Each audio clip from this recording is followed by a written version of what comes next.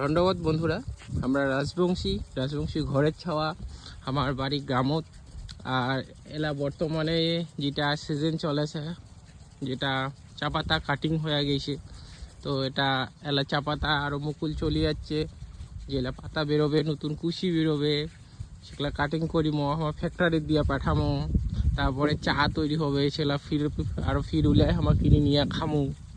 তো আমার বাগানত আমার জল দিবার ধরছি। তো সকালে আমার 5টা ঝুড়নি লাগা দিয়ে গেছি, 2 ঘন্টা পরে আসে দেখি এলা কেমন হয়েছে, কীরকম পরিস্থিতিতে আছে। এই যে এলা এলপি কাটিং দিছি, এলা আগত হাত দিয়ে কাটা হয়েছে, দাও দিয়া, এলা মেশিন দিয়া। এই যে এলে তো কুড়িয়েছে, এলে নেলেবার নাগিবে, আগাছালা পরিষ্কার করিয়া তারপর সারটা দিবার নাগিবে, আর জল দিবার নাগিবে। এলে এই বছর অবশ্য পাতা পাওয়া যাওয়ার নয়, এলা আগামী বছর।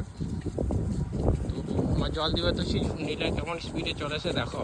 এলে তো অবশ্য গাও ধুইতে পারো, সেই মজা নাকি, গরম চলে আসে না। দেখি কতটা জল দেওয়া হয়েছে। এই যে ওইলে খুশি এদিকটাই ঘুরেছি, মোবাইলটারও ভিজিয়ে যাওয়া ভাই ক্যামেরা। এই এলে পাতলা পাতলা খুশি হয়েছে।